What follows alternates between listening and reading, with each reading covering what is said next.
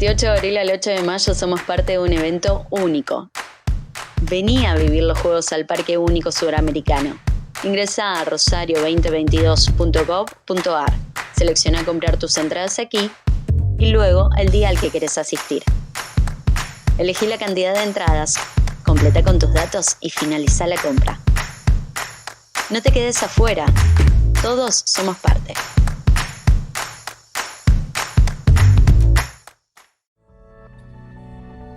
Hay historias que se cuentan solas. Vivencias que son parte de nuestra memoria. Es el trabajo de mujeres y hombres que nos identifica desde hace más de 60 años. Porque estuvimos siempre ahí donde nos necesitaron. Porque hicimos valer nuestras fortalezas. Y nunca bajamos los brazos, ni en los momentos más difíciles. Hoy Argentina nos convoca a todas y a todos para seguir construyendo juntos, porque sabemos llevar la camiseta.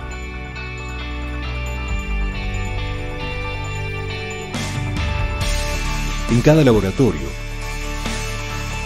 en el territorio que conocemos,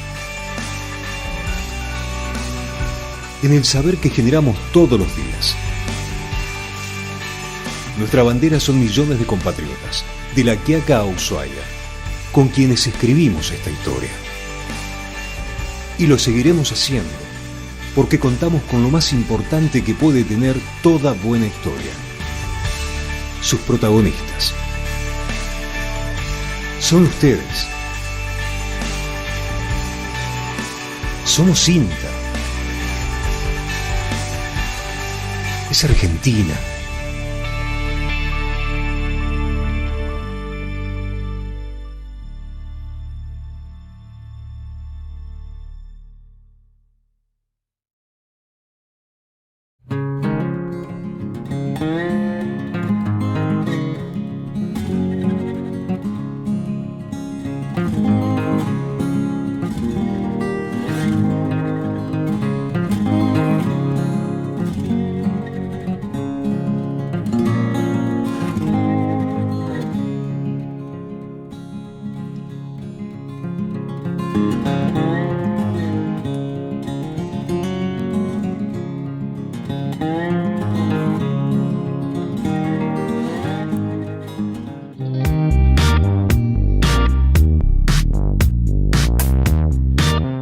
Principalmente este año tuvimos una particularidad que nos acompaña un periodo de sequía hacia finales de primavera, principio de verano, que es donde se expresa el potencial de crecimiento de nuestras pasturas en la región chaqueña principalmente, con las cuales no alcanzamos a tener la reserva y la producción que esperábamos para este año.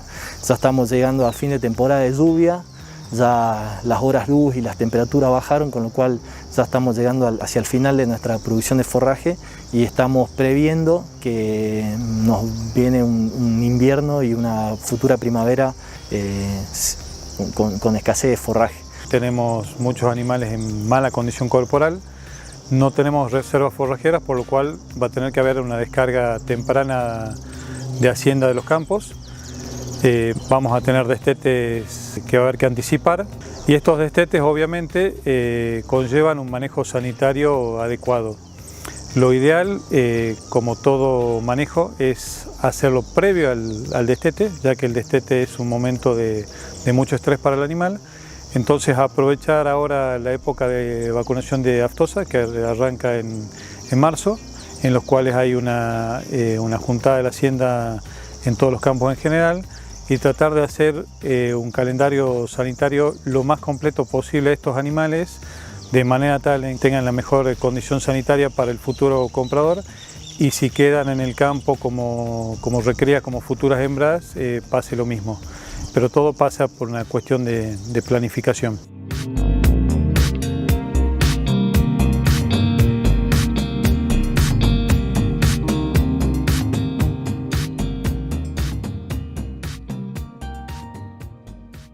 Con el tema hortícola, muchas veces a un nivel más familiar, más en algunos casos mucho con el ProHuerta, pero la idea era, a partir de este proyecto, darle mayor relevancia y mayor impulso a lo que es la horticultura un poco más, de tamaño un poco más grande, con la idea de fortalecer el abastecimiento local. Vemos que ahí hay una gran posibilidad de inclusión tanto de productores como de llegada al mercado, por lo que nos parece que ese es el tema a trabajar hoy y en los próximos años para mejorar el abastecimiento local, porque gran parte de lo que consumimos en la zona viene de otras regiones, y la verdad que teniendo buena tierra, disponibilidad de agua, aunque en estos momentos un poco más limitada, pero y la posibilidad de conocimiento local para hacerlo, es una picardía no darle el impulso que se merece. Así que esta reunión de hoy es parte de eso. Agradecerle a Alberto, la verdad que la gentileza y acompañarnos en esto, así que para nosotros es muy importante. Y espero que sea una jornada muy provechosa para todos y que podamos aprender mucho de este intercambio. Muchas gracias. Ernesto. Buenos días a todos. Sí. Estoy muy contento, muy agradecido desde el sector privado poder participar a la par de esta institución tan amiga, tan conocida y de tanta importancia en nuestro país. Y como bien dijo recién el director, poder darle el impulso y el lugar que se merece la horticultura, dada la importancia que tiene en nuestra alimentación. Y dadas las excelentes condiciones que tenemos como región, vamos a aportar los conocimientos, las prácticas, las experiencias, lo posible para darle el impulso que merece la así que, bueno, hoy continuamos las charlas iniciadas en semanas atrás con el tema propuesto para el día de hoy. Bueno, un poco la idea es que vamos a hacer una especie de contrapunto entre algo de mis conocimientos en relación a la temática de cultivo bajo cubierta, de mi experiencia, y la gran experiencia de Ernesto a lo largo de toda su vida, de más de 40 años de producción hortícola bajo cubierta en la zona, con distintas, transitando distintos tipos de producción y de distintas maneras, y hoy día, digamos, con una nueva forma de pensar en relación a la actividad, en relación a la sanidad del suelo, en relación a la importancia de la sanidad de las plantas, en relación a fundamentalmente una agronomía distinta, una nueva forma de hacer agronomía. Así como Ernesto a lo largo de su vida, y como nos enseñaron en la facultad, tuvimos una impronta muy fuerte relacionada a la actividad productivista industrializada de exportación, me parece que ahora estamos volviendo nuevamente a los estados de cercanía, a la relación más directa entre el consumidor y el productor, y me parece que Ernesto es una clara expresión de ello. Recientemente acaba de entregar unas lechugas producidas bajo sus invernaderos acá a digamos, supermercados locales de la zona, así que eso es una clara muestra de la realidad productiva que ya atraviesa nuestra región, con INTA o sin INTA. Nuestra región evidentemente tiene ya más de 20, 30 años de horticultura de gran tamaño. Esta es un poco la región de la que estamos hablando, no incluimos arbitrariamente la zona del Valle Inferior, pero la podríamos incluir en el sentido hortícola. Sí, el área del proyecto al cual hoy nos toca trabajar. Bueno, fundamentalmente el tema de cultivos protegidos es una tecnología usada hace mucho tiempo. En la zona nuestra particularmente no está tan difundida como uno quisiera, pero en esta charla de hoy nos vamos a centrar específicamente en el uso de cultivos protegidos para la producción de plantines hortícolas. ¿Sí? Lo mismo se puede llegar a hacer para cualquier otro tipo de producciones. La horticultura de escala requiere grandes cantidades de individuos para su ejecución, y bueno, la posibilidad de poder hacerlo, nuestros productores lo hacen a pequeña escala, logran un producto final de plantín hortícola bastante decente, pero la pretensión de esta charla de alguna manera es darle algunas recomendaciones, consejos, y conocimientos en relación a las prácticas habituales de todo el proceso de producción de plantines hortícolas, ¿sí?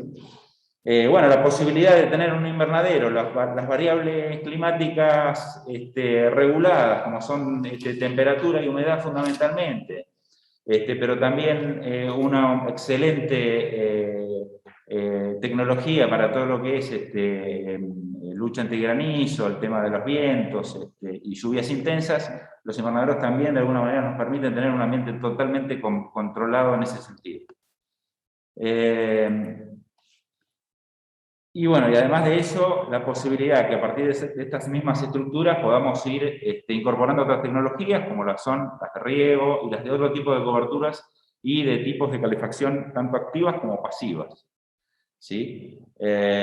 Pensemos que esto es una gran cuna de bebés, en los cuales un error de unos pocos minutos, unas pocas horas puede llegar a resultar un fracaso. Por lo tanto, requiere, digamos, de una seguimiento y mirada permanente.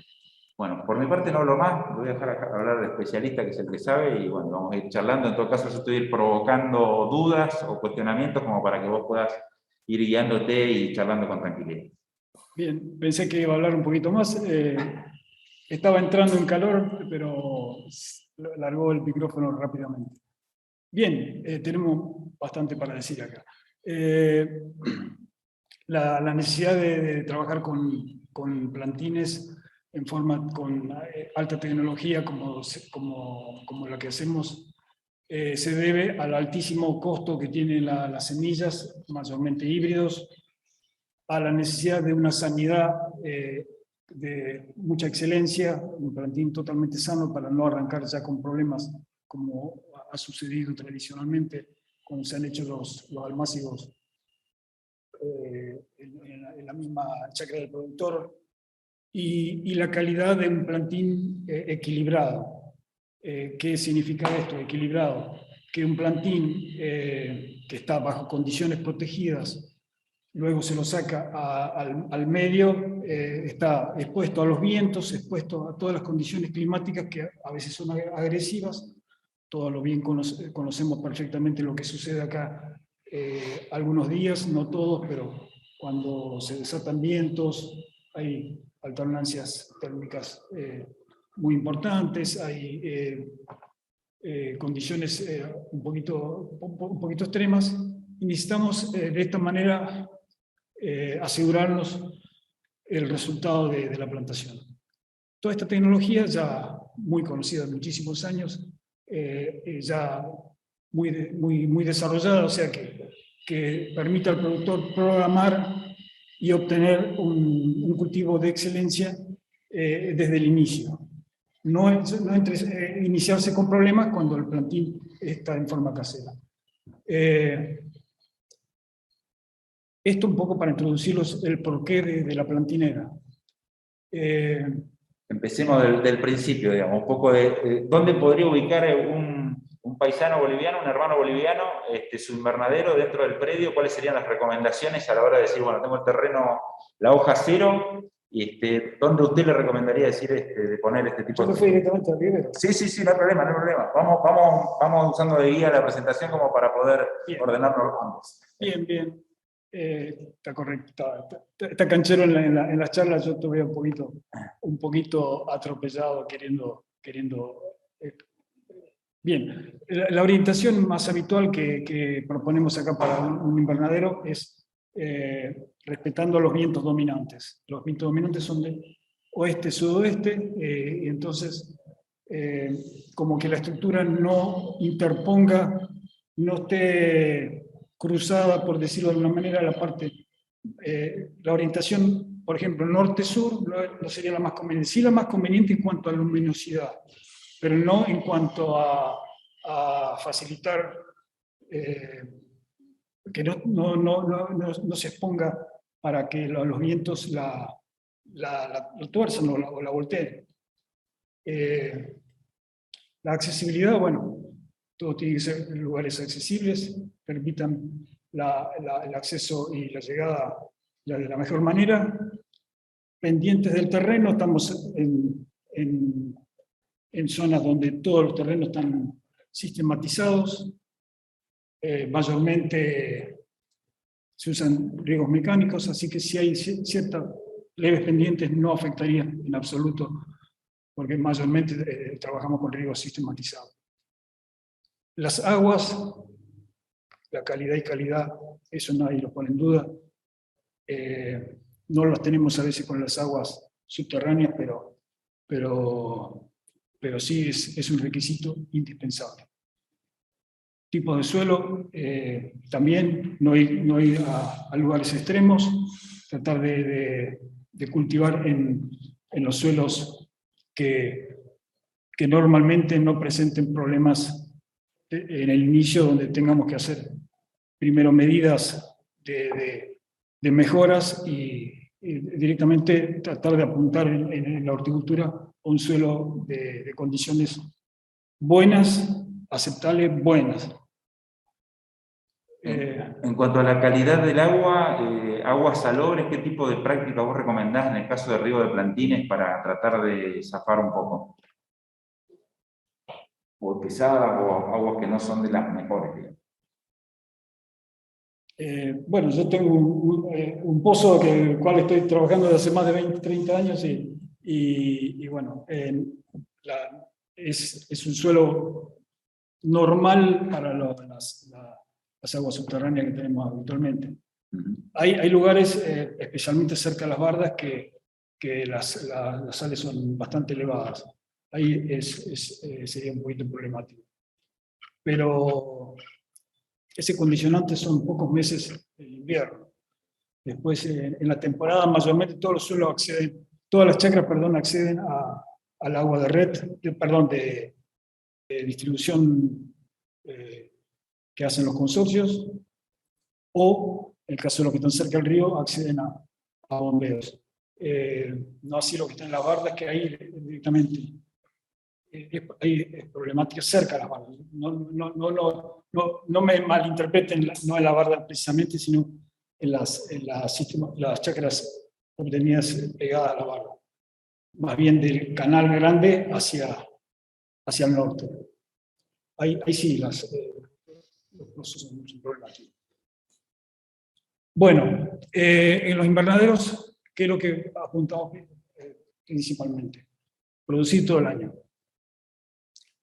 Bueno, eso en forma general sí es posible en especies que no requieren calefacción, que son que se bancan, se aguantan, se permiten unas heladitas suaves y no tan suaves, porque producimos lechuga en invernadero sin defensa ninguna, y hemos tenido inviernos como los que dicen los más veteranos de los de antes, heladas de 10 bajo cero, 9 bajo cero, 8 bajo cero, 2, 3 seguidas, donde ponían en peligro que romper los motores si no se ponía no se ponía un anticoagulante en el agua del radiador. Por eso le digo la envergadura de esas heladas. Y después la lechuga seguía bien. Esa misma planta de lechuga, manteca en este caso, o crespa, cultivada afuera, se estropeaba. ¿Y qué diferencia teníamos? La de afuera estaba 8 o 10 bajo cero, como está diciendo, y adentro 2 grados menos. Y a ver si alguien me lo explica. Las condiciones que da un invernadero, no sé si humedad o qué condiciones, hace que esa planta llegue a feliz término. Y bueno, de esa manera estamos cultivando en invierno tranquilamente, sin hacer defensa activa, digo pasiva, porque el ambiente que da el invernadero es condición suficiente para que la planta no se estropee y mantenga el sabor, buen aspecto y la palatabilidad correcta. Entonces, obviamente en especies como solanáceas, curvitáceas, que sí se helan fácilmente, bajando un poquito de 0 grado, esos ya tenemos que hacer defensas activas y estamos más condicionados. Hay muchas cosas que se pueden hacer. En otra oportunidad hablaremos más en profundidad. pero el invernadero sí permite adelantar o atrasar, extender la temporada libre de heladas al estar protegido. Incluso, perdón Ernesto, en invernaderos he visto el uso de doble capa, o sea, un microtúnel o una segunda capa incluso, para de forma pasiva y sin calefacción poder hacer uso del invierno de esta manera, ¿no? De alguna manera, con técnicas pasivas, ¿no? Exactamente, yo años atrás usaba la doble capa, pero con la condensación y el polvillo limita mucho, condiciona mucho la transparencia del film. Y se pierde mucho porcentaje, que sería luz, alto porcentaje de luz. Y beneficioso, por un lado, que nos permite defender de heladas, pero perjudicial por el tema luz.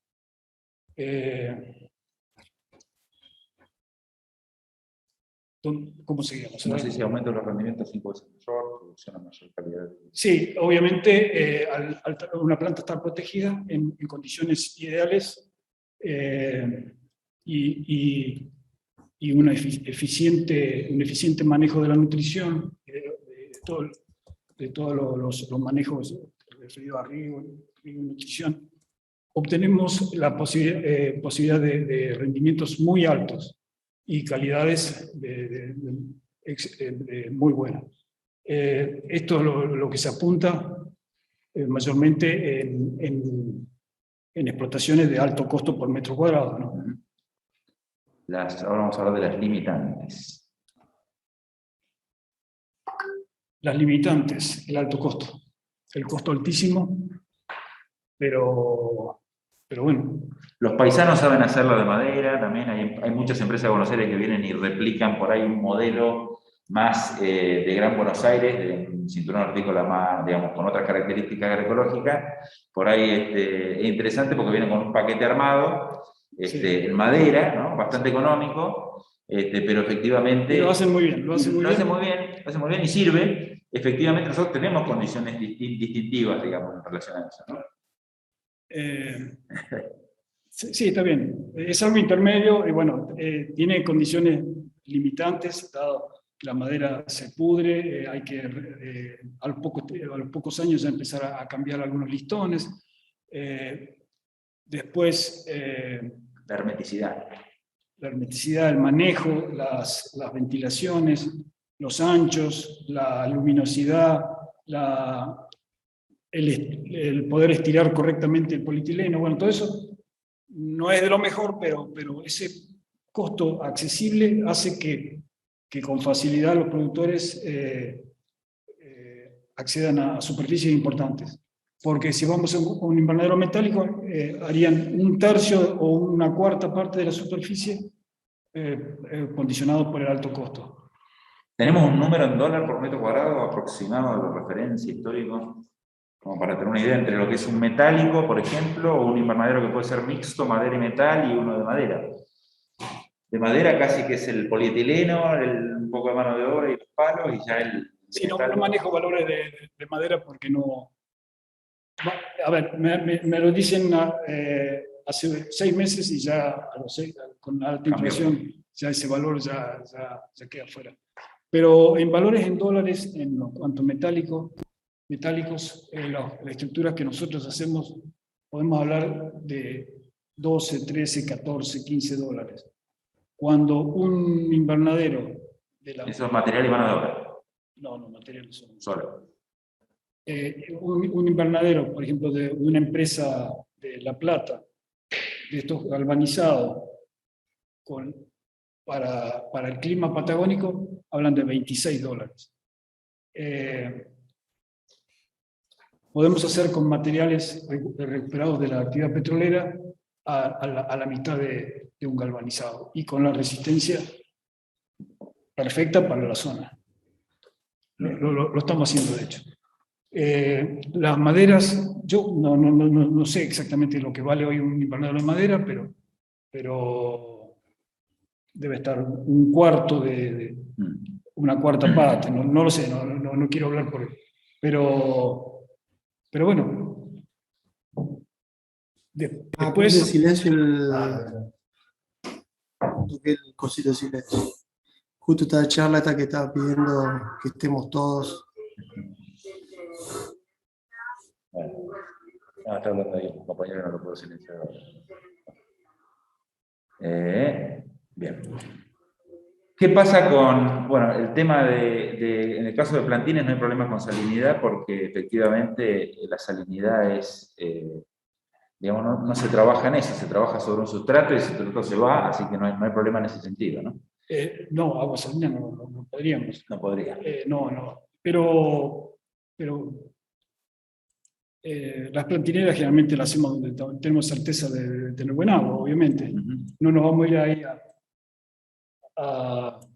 cerca de las jarillas. No vamos a tratar de instalarla en un lugar más accesible o sea, cerca de rutas, cerca donde no hay un agua que es de calidad.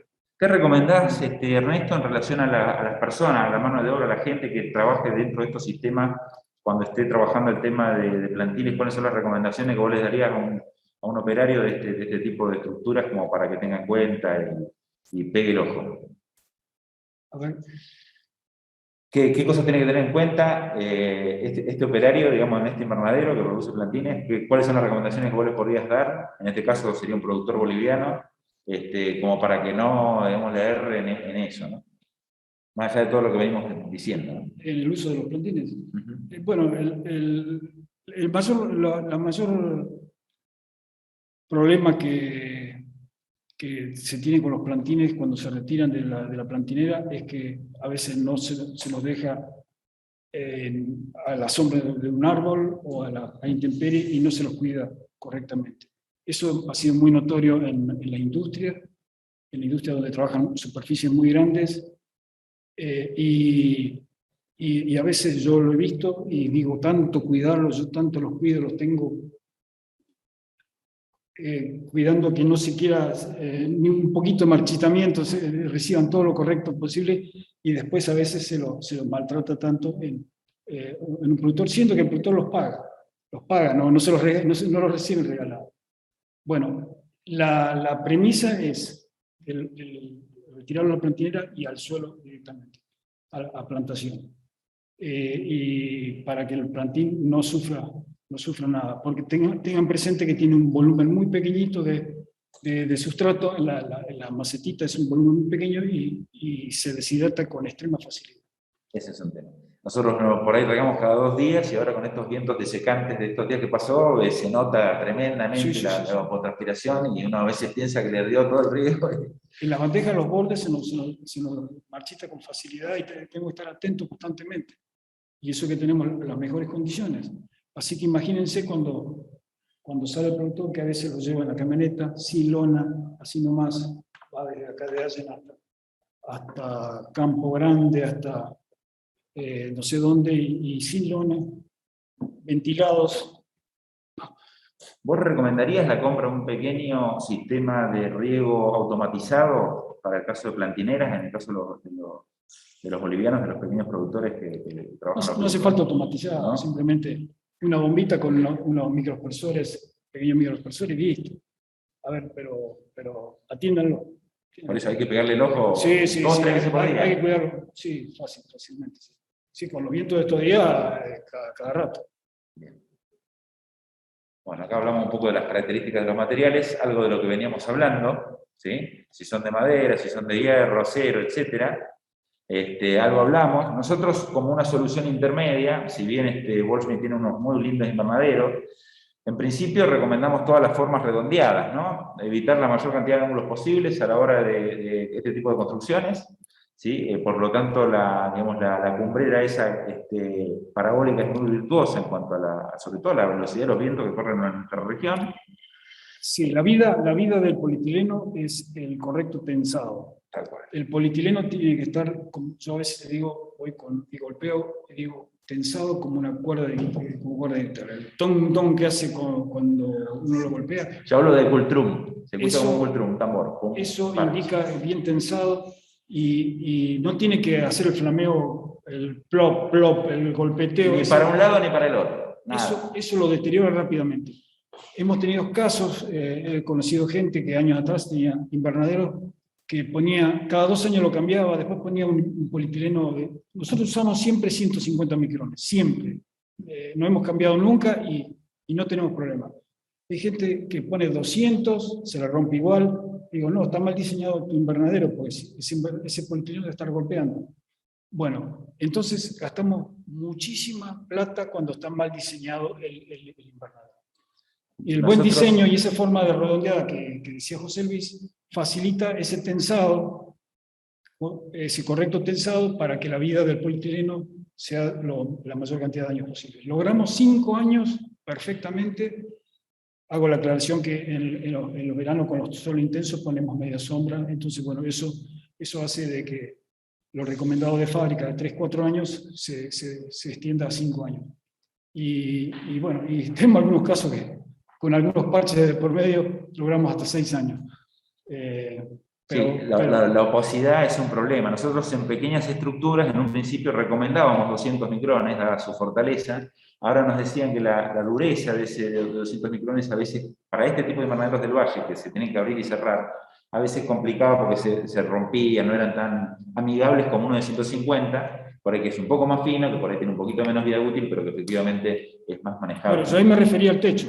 Ahora, la ventana sí, es una parte del polietileno, es móvil, está suelto, bueno, tiene un cierto movimiento y ahí hay mayor posibilidad de rotura, ahí sí. Ahí quizás sí podemos poner un 200 micrones, pero las ventanas de los costados, las enrollables.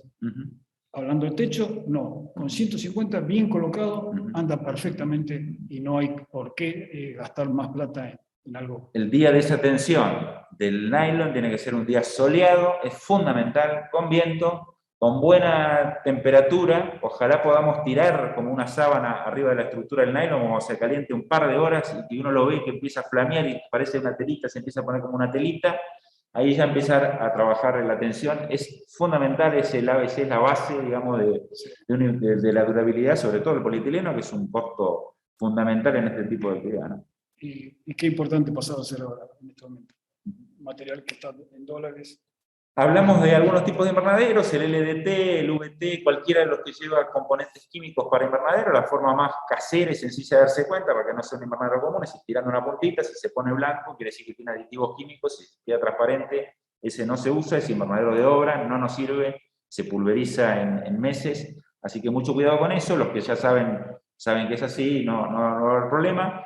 ¿En qué situaciones podríamos recomendar, algo dijiste vos, pero lo que es polietileno cristal, sin aditivo químico? En la estructura invernadero en ninguna. Salvo adentro. Pero, por ejemplo, lo que hacen algunos productores es la segunda capa, esa, que es un material más fino, ponen un cristal porque lo cambian casi todos los años. Entonces, no tiene sentido ir a un larga duración con aditivos de mayor costo. Con un cristal está perfecto. Además, obviamente en la parte superior tiene el polietileno para techo con absorbedores UV. Bien, nos vamos ahora un poco de la cuestión más estructural, ¿sí? Y vamos a lo que es nos metemos de cabeza en lo que es el sustrato, los plantines, las semillas y todo lo demás. Las fotos son totalmente arbitrarias. Esta es una capacitación que vimos hace poco con un compañero que nos está escuchando, Pablo Vázquez de Roca.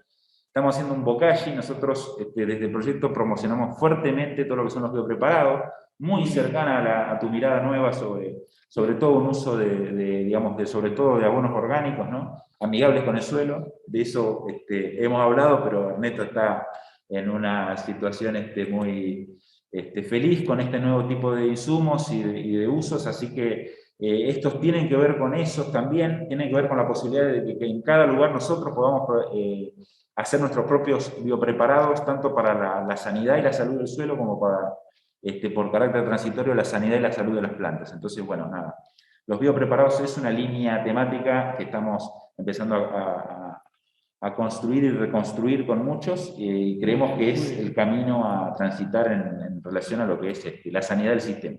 Exactamente, y con los medios que tiene acceso el productor, que lo tiene en su chacra, en su campo, en el vecino, pero está en la zona. Pero en los plantines, por ahora, todavía estamos en lo que en forma convencional venimos haciendo, o sea, no entramos todavía muy de lleno en la parte biológica, de a poquito lo estamos incorporando.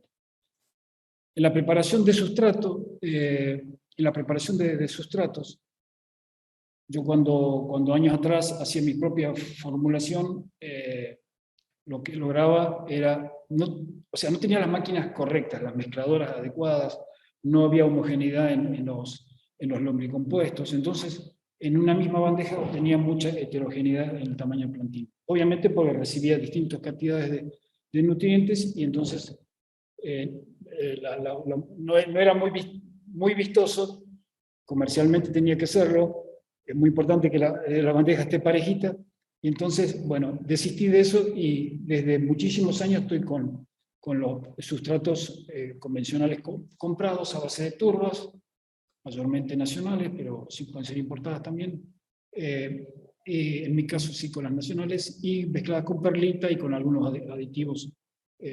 Y la certeza de que ese sustrato es totalmente homogéneo y me permite obtener la homogeneidad en los plantines que le proveía a los compradores, en ese caso las grandes industrias. Pero lo que dice José Luis de las formulaciones propias es muy válido, es muy válido. Yo por ahora eso lo dejo más en la parte de campo, después en el cultivo, que ya lo estamos haciendo, no formulaciones propias, pero estamos comprando productos biológicos y ya lo estamos haciendo. En la parte de plantines, de a poquito voy incorporando la parte biológica. Efectivamente, el sustrato es un costo importante a la hora de producir plantines. Obviamente. La otra vuelta, con otros compañeros también estábamos viendo los inventos que hacen los productores, ¿no? Por la propia necesidad, los mismos hormigueros, el tabaco de hormiga, los cocinaban en hornos de barro y le agregaban perlita y algún otro que aliviane la cara con algo de tierra, y bueno, lograron realmente el producto final. El plantín hortícola estaba logrado. El vivero lo tenías que ver porque realmente era una cosa muy hecho con mucho pulmón y con mucha energía y con mucho cariño, pero con lo justo, y la verdad que el efecto final, que es el plantín hortícola, era logrado, ¿no? Con ese tipo de... Claro, bueno, él mencionó Bocacci, sabemos que Bocacci ya tiene todo un procedimiento, pero acá el peligro que hay es que el productor utilice materias orgánicas no debidamente biocompostadas. Entonces, cuando están crudas, hay microorganismos agresivos y arrancamos ya con un plantín con problemas. Cuando en principio hice una rápida introducción del porqué del plantín, mencioné la sanidad, mencioné la calidad y bueno, y en eso no podemos equivocarnos y entregar un plantín enfermo. Ni uno siquiera, ni uno, cero. Entonces hay que ser muy cuidadoso cuando se autoproducen los insumos para el sustrato de poder lograr productos homogéneos. Entonces, y lo más normal que sean heterogéneos. Entonces después, en un vivero comercial, eso no lo podemos hacer. Bueno, y hablemos de las semillas, y ponemos acá a un amigo de la zona, don Calvar, de INTA, conocido por muchos, por todos, y bueno, nada, él fue un promotor del tomate, sobre todo, entre otras especies hortícolas, con una mirada muy puesta en la industria.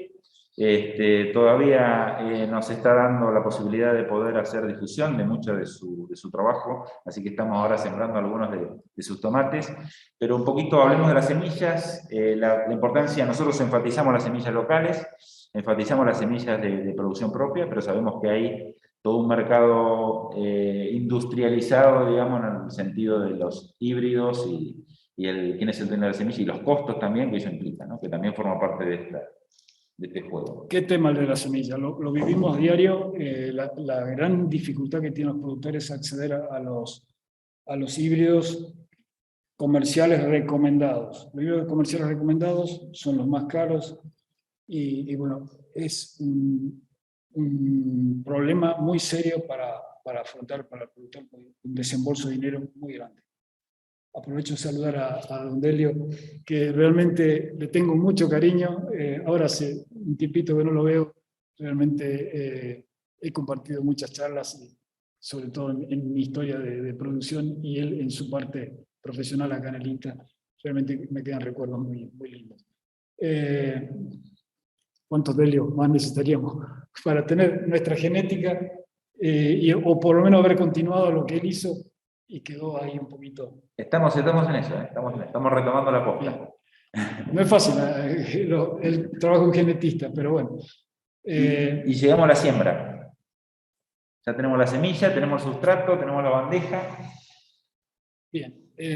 Bueno, vamos a hablar un poquito de bandejas también anteriormente. Bandejas tenemos en el mercado, las bandejas plásticas, la plástica negra, esas puede haber distintos espesores, la más económica es la descartable, después hay unos de mayor grosor que son recuperables y reutilizables, al igual, y después la otra de Tergopor que sí son todas reutilizables. Con el tema de la reutilización hay que ser muy cuidadoso porque cuando va a los campos puede volver con enfermedades, con regalitos. Entonces hay que desinfectarlas sí o sí. Las plásticas son más fáciles de desinfectar porque es una superficie lisa, no porosa. Entonces, en cambio, la Tergopor sí a veces es más porosa, sobre todo cuando ya tiene varias utilizaciones, el Tergopor se hace un poquito poroso y si no se desinfecta bien, correctamente, podemos trasladarles problemas de un productor, problemas serios, sobre todo cuando son bacteriosis muy agresivos, a otro productor y ser vehículos nosotros, los viveristas, de ese error. Nosotros en nuestro caso utilizamos todas descartables, así que ese problema no lo tenemos. Ahora, en el caso de los productores que tienen sus propios plantines, podría llegar a ser interesante ver la posibilidad de invertir un poco en reutilizables, ya que no van a salir de su predio, pero sí con estas recomendaciones que vos haces. Pero tiene una inversión inicial más alta. Más alta, sí. Más alta, sí. Bueno, en ese caso utiliza la reutilizable la usamos 2 o 3 veces. 2 o 3 veces, cosa que para nosotros es muy difícil, pues se resquebraja bastante. Bien, la siembra hoy se hace con máquinas, obviamente, por la gran cantidad de unidades que hay que reproducir. Y las máquinas, la más simple es, empezamos con una barra manual, con una simple manijita donde le dejamos pasar la aspiración o el paso de aire para hacer línea por línea en una bandeja. Eso después se traduce en la primera máquina, es la de paso a paso, que justamente una línea y paso a paso porque va haciendo una fila por vez en caso de una bandeja que puede tener 15, 20 líneas, y son picos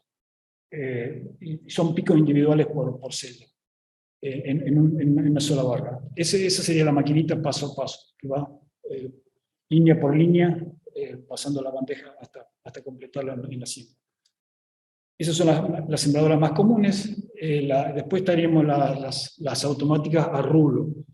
El rulo es un cilindro que tiene pequeñas perforaciones, en nuestro caso 0,35 milímetros, o sea, menos de medio milímetro, y donde en ese rulo hace simultáneamente aspiración y a veces soplado, porque va girando, aspira la semilla, sigue girando, hace un barrido para que caiga, porque cuando aspira la semilla pueden quedar adheridas hasta 2 o 3, se hace un barrido para que solamente quede una y lograr la mayor eficiencia posible.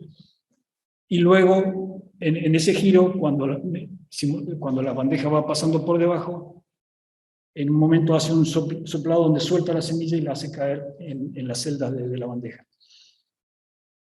Estas máquinas a rulo se pueden sembrar hasta más de 300 bandejas por hora. ¿Cuántos alvéolos de acuerdo a especie, más o menos por grupo de especies, lo que son coles, lo que son pimiento y tomate? ¿Qué recomendación de bandejas vos tenés en cuanto al número de alvéolos o el volumen que tengan los Bueno, alvéolos? nosotros utilizamos la modelo de Carluccio, descartable, como bien dije. La de 200 alvéolos la utilizamos en las crucíferas, en las solanáceas y en apio, a ver qué otra más. Zapallo. No, zapallo 128 celdas. 128 celdas. Se puede hacer también 200, hay productores que lo hacen, pero no lo aconsejo demasiado. Tienen que ser productores que lo manejen muy finito ahí. Todo este tema. Y la 325 celdas en lechugas. En lechuga exclusivamente y en tomate industria. Tomate industria también. Y ustedes ni bien lo siembran, ustedes hacen todo un juego ahí con la temperatura y la humedad, en donde aceleran muchísimo el proceso de inhibición y de germinación, ¿no es cierto? Y contá un poquito de ese jueguito que hacen muchos, que por ahí algunos no lo conocen, pero que sí suma un montón de si querés lograr el porcentaje de germinación que dice el prospecto del sobre o de la lata, que ahí viene y dice poder germinativo 90%.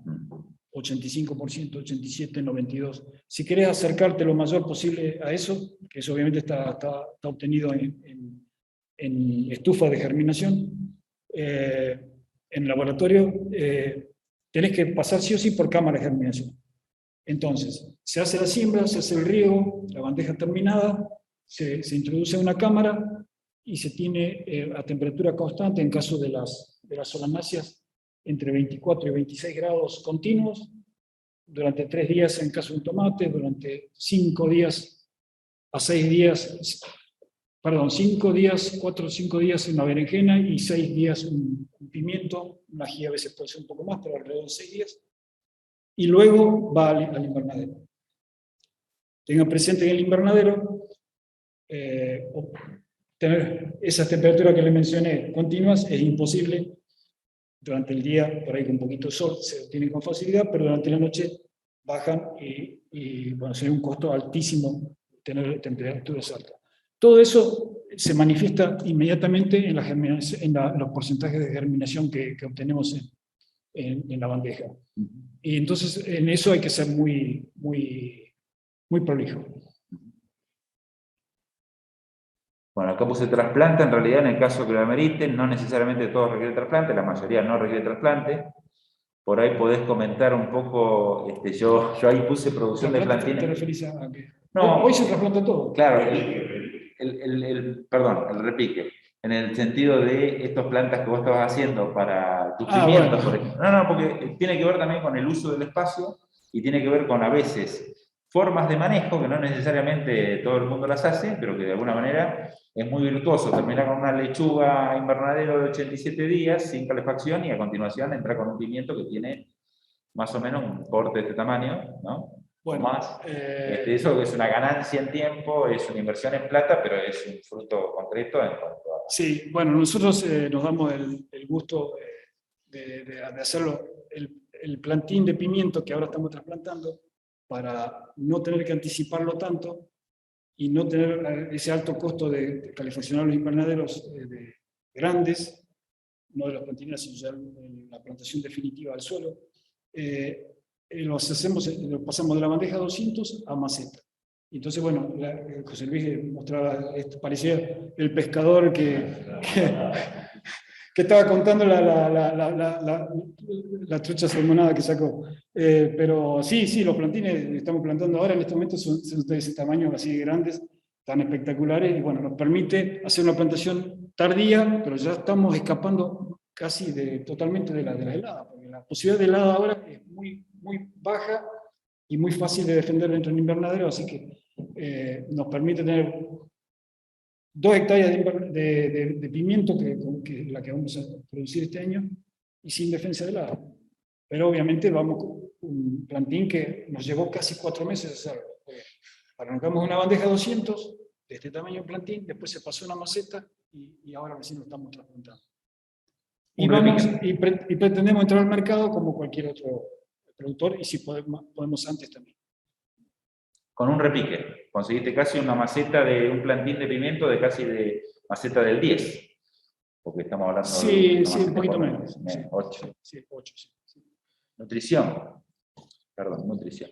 Bueno, nutrición en la plantinera por ahora estamos todavía con lo convencional, con químicos solubles. O sea, estamos nutriendo, estamos haciendo algunas aplicaciones biológicas, pero la nutrición normal es la que va en el riego con los químicos habituales, los nitrato de calcio, la ureofosfato y todos estos que habitualmente se utilizan. Dentro del orgánico, ¿qué tipo de componentes estás probando? Lo que pasa es que poner biológico y poner químico de síntesis es como poner los bichitos e intoxicarlos. No son muy compatibles. Entonces, pero sí me gustaría que llegue al trasplante del plantín con un poquito de biológico. Estamos haciendo entonces, aplicando un poco y algo va a llegar.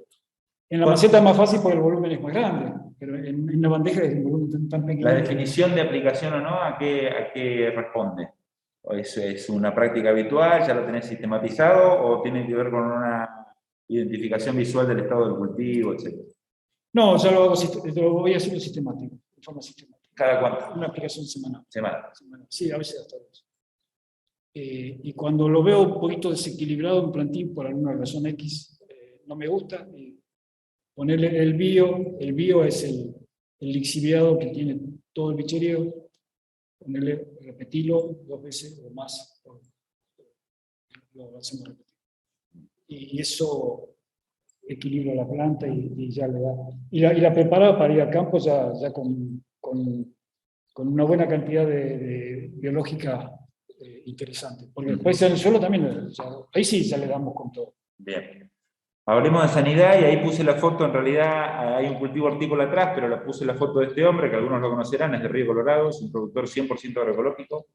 Era un productor tradicional, convencional, y se volcó a la agroecología y no la abandona más. Qué bien, qué bien. Él está con mucha sanidad de cuerpo, de físico y además de trabajo, es una persona muy trabajadora.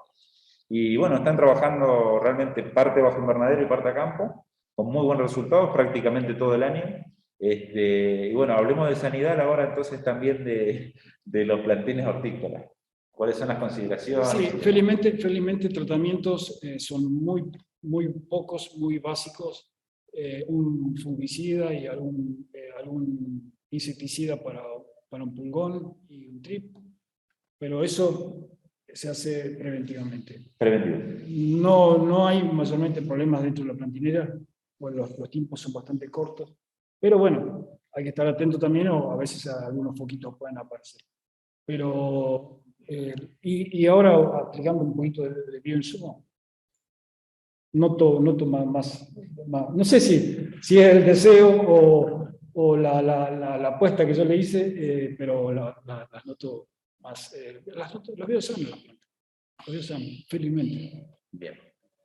¿Algún tipo de maquinaria recomendás para lo que es fumigación y eso? Para las pequeñas superficies, con una mochila estaríamos bien, ¿no? Para pequeños invernaderos de 4x5. Y ahí hay que, ahora en el mercado hay unos carritos con un tanquecito y con unos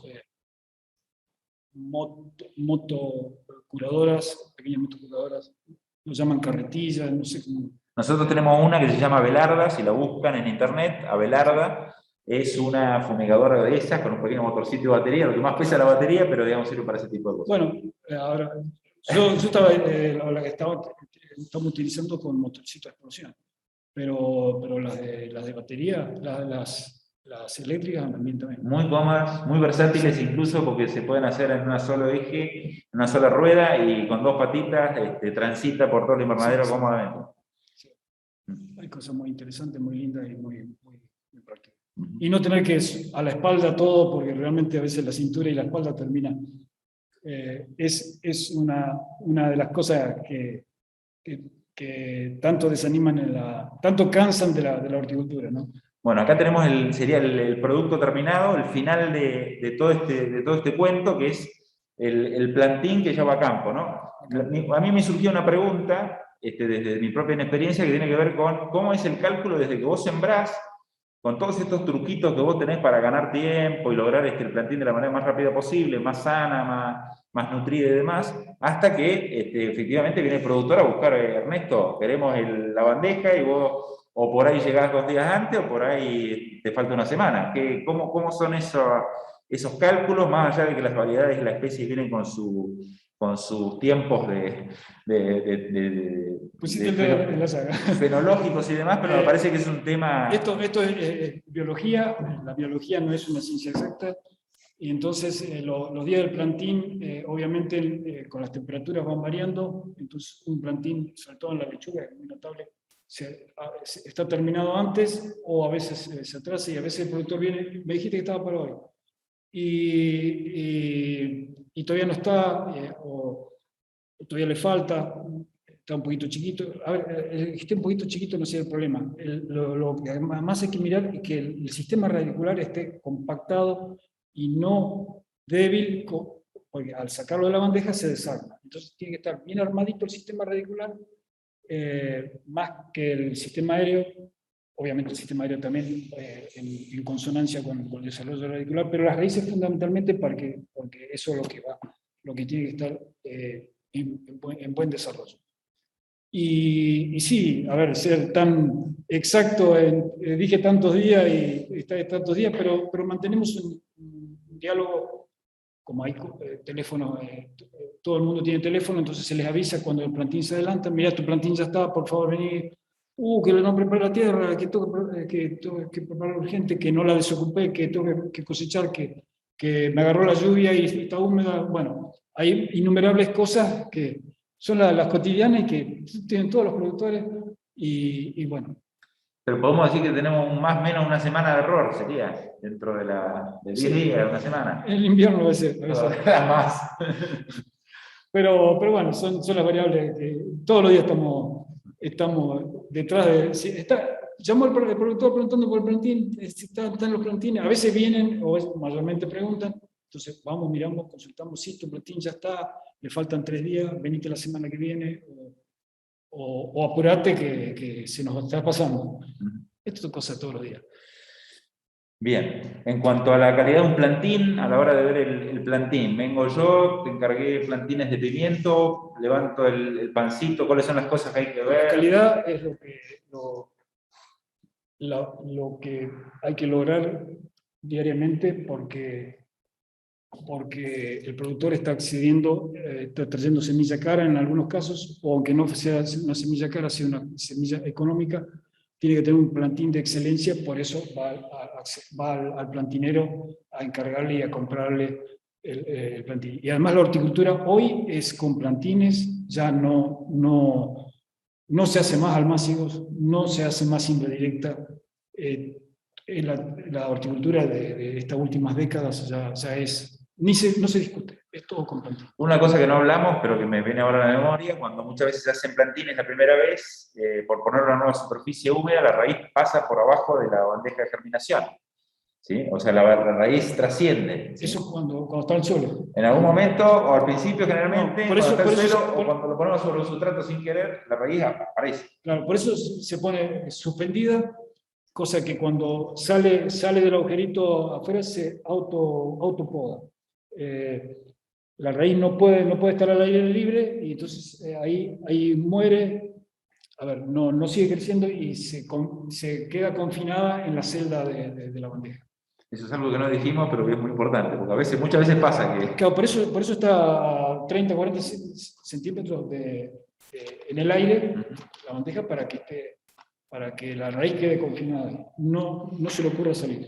Las estructuras de las bandejas, la más usada es la de alambre, ¿no? Usan más o menos 3 líneas de alambre a lo largo de la bandeja. Yo ahora estoy haciendo mesas con malla-cima, las recubro con una tela de media sombra, y entonces eso da mucha facilidad en desplazar la bandeja por encima, y cumple la misma función que... Te copiamos, ¿no? Porque digo, la mayoría de los viveros de los productores y de otros viveros están trabajando con alambre, y la verdad que, bueno, estamos con el sistema de media sombra. Ahora vamos a ver el que hicimos acá, a ver si nos salió bien. pero es muy interesante porque facilita, si bien lo que es la puesta a la bandeja y la sacada es una sola acción, pero bueno, requiere de una cintura importante. Sí, estar desplazándose con bandejas en las manos, entre medio del alambre, son caídas en el día casi, o sea, casi seguras. Te enganchás, te caes y bueno. Y bueno, recomendamos no quiero escuchar la puteada. Recomendamos obviamente el carrito muy usado en la horticultura, que es una rueda adelante, son carros alargados que entran en lo que es el ancho de un pasillo, no más de medio metro, con 2 patitas atrás, ¿no? Bastante alargado como para que entren las bandejas y se puedan llevar y traer. Sí. ¿no? Pero bueno, fundamentalmente lo que hablamos de los alambres y las mesas es el lugar de donde se hace la cría, cuando la bandeja sale de la cámara de germinación hasta criarlo y terminarlo para que llegue a su tamaño correcto para el trasplante. Correcto. Ese tiempo, bueno, en una plantinera para fresco hay mucha rotación porque se producen por lo menos 8 a 10 meses del año se producen plantines. En cambio, cuando producimos industria, había una rotación de 1.3, ni siquiera 2 veces. Entonces la rotación no permitía hacer inversiones tan costosas como son las masas Siemens. Ahora las mesas nos permiten poner algo más costoso porque se amortiza más rápidamente, pues hay una rotación de 2 a 3 veces tranquilamente en la temporada en el mismo espacio. O sea que en el mismo espacio hago 3 crías de plantines. Bueno, y hasta acá llegamos por nuestra parte, lo cual, bueno, nada más que agradecerle una vez más a Ernesto, que tiene toda esta predisposición y el entusiasmo que nos entusiasma a nosotros también, y abrimos la sección de preguntas, dudas, consultas, comentarios, aclaraciones que hagan falta. Así que ahí no sé si Darío me das una mano con las interlocuciones, a ver quién pide la palabra, pero en principio quien quiera hacerlo, este es el momento. Darío, ¿me escuchás? Sí, escucho. Buen día, saludo a todos. De la disertación no me quedó claro el diseño de invernadero. Si es capilla, si es tubular, digamos, me quedé ahí con la duda sobre el formato. Si alguien me ayuda. Llamo capilla sea arco o sea 2 aguas, varios cuerpos unidos. Ahora, el formato a 2 aguas o el formato semicircular o parabólico, no sé si a eso te referís. Sí. La pregunta, ¿cuál sería más recomendable, si el de 2 aguas o el parabólico? Exacto. Yo recomiendo totalmente el parabólico, totalmente, el semicircular. Sí, yo también. Eso tiene que ver, sobre todo, a mi manera de ver, por la cuestión de evitar ángulos. O sea, si al viento, mientras más curvas le presentemos, mejor. Y por eso esta cuestión tan enfática de Ernesto, de ponerlo punta al viento, o sea, entre un compromiso entre el sol, la radiación y el viento, uno prioriza el viento, porque el viento realmente es cualitativo, o sea, te destruye el invernadero o no. Entonces, no hay que jugar con eso. Nosotros somos de poner los invernaderos más de punta al viento, sobre todo en la zona más cordillerana. Acá tenemos viento de más de 100 kilómetros por hora. O sea que la curva es amiga del nylon, es solidaria al nylon y por lo tanto es el mejor compañero. Permite el buen tensado donde no hay flameo de polietileno. Y desde el punto de vista del mundo, digamos, la tecnología que se usa es parabólica. La óptima físicamente se llama el cuarto de elipse, ¿no?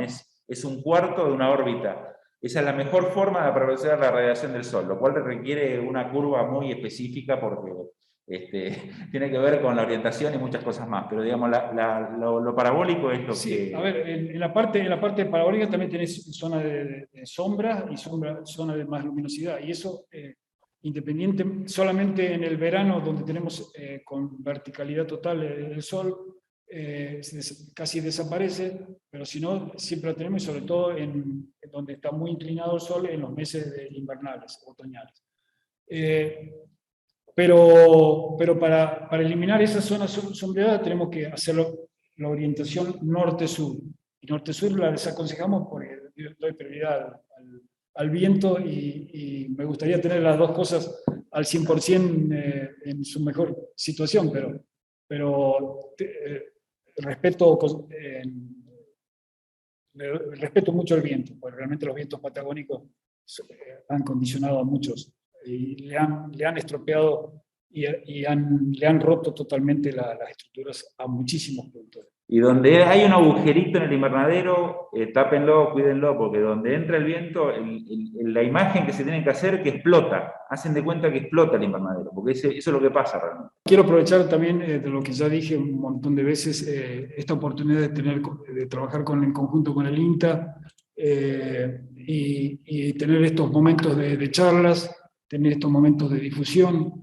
Y bueno, y le digo a los productores, aprovechen, pregunten, porque vamos a ver más adelante cómo implementamos por ahí, ya cuando llegamos a una situación en que hemos tratado casi todos los temas, tenemos que generar foros de discusión, donde se tiran temas, que eso se va a venir ahora muy interesante cuando ahondemos en la parte biológica que hemos asumido de cumplimentarla, y bueno, todos estamos con experiencias limitadas, todos venimos de los cultivos convencionales, entonces vamos a tener bastantes charlas y discusiones en buen sentido, y bueno, es un desafío que se nos viene muy interesante, muy lindo, y nos va a obligar a compartir experiencias y a buscar opiniones de gente que sabe mucho de otros lados también.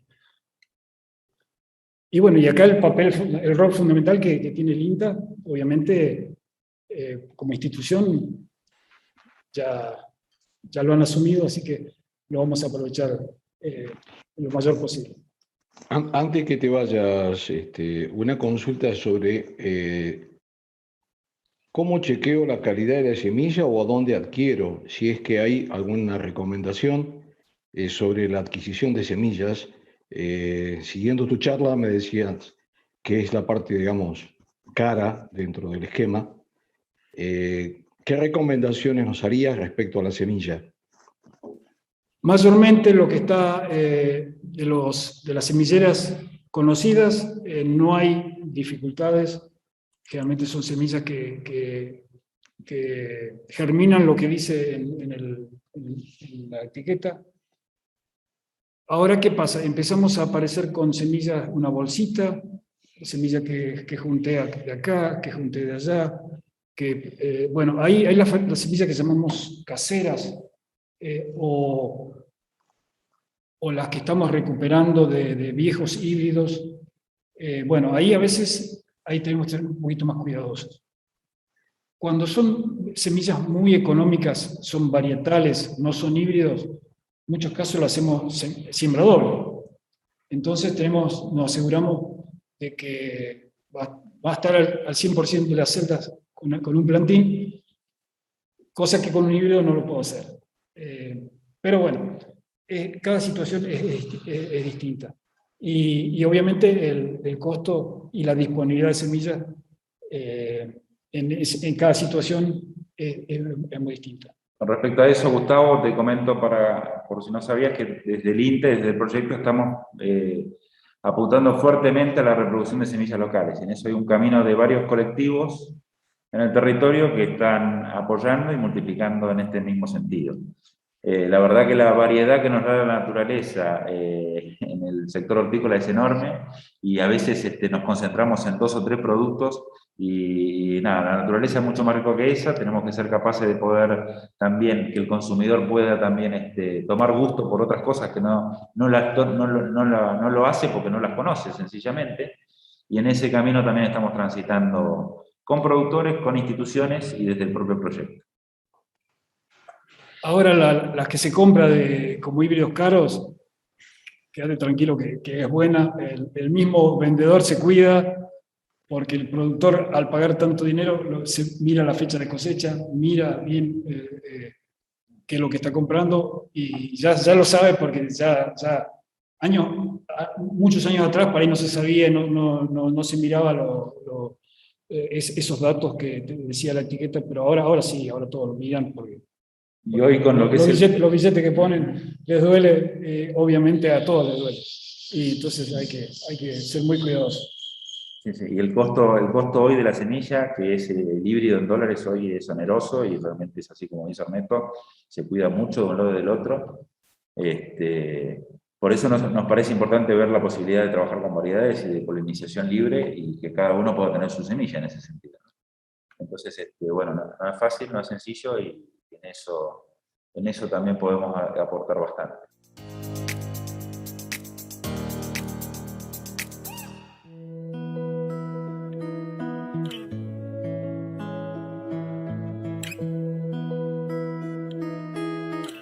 Hola, soy Román Larralde, el cocinero de Odiseo Restobar, y aquí estamos preparando una hamburguesa con la carne picada cortada a cuchillo, hecha a máquina, que podemos aprovechar. Le puse hierbas aromáticas, ajo, pimienta y sal entrefina. La sal entrefina nos ayuda, una vez que se deshace, a generar que se desparrame mejor por toda la carne picada. Cebolla cortada bien chiquita, cosa que genere un crocante y jugo dentro de la carne. Molemos todo bien y le vamos agregando, y después debemos mezclar todo parejo para que se unifique todos los sabores. Si podemos reservar y guardarla tapadita con una bolsa una horita dentro de la heladera, sería buenísima. Eso ayuda a que se desparrame el sabor por todos los rincones. Le puse cebolla cortadita chiquita y ahí estamos mezclando bien todo. Un tip: es muy importante tener la plancha prendida de un rato antes, o sea que genere un buen calor con un chorrito de aceite. Que ese calor sea fuerte y parejo nos ayuda a que se cocine bien de un lado, sellándose, y evita que se pierdan los líquidos, que se evaporen los líquidos y los sabores. Otro tip muy bueno para aprovechar es hacer esferas del tamaño que queramos nuestras hamburguesas, y las prestamos con una espátula, cosa de que quede más parejo. Eso aprovecha que quede todos los jugos dentro de nuestra hamburguesa y no se evaporen tan rápido también. Es un fondo de cebolla caramelizada y puerro para contrarrestar el sabor de nuestra hamburguesa. Estamos montando la cebolla caramelizada y el puerro, y también le pusimos un queso azul. Elegimos el queso azul para que sea un queso predominante que contrarreste los otros sabores. La cebolla nos va a dar dulzor junto al puerro, el sabor de las especias, de las hierbas en la hamburguesa, y el queso que va a contrarrestar. Tenemos un colchón de hojas verdes y rúcula, y ahí estamos montando la hamburguesa, presentando algo práctico y divertido para el verano.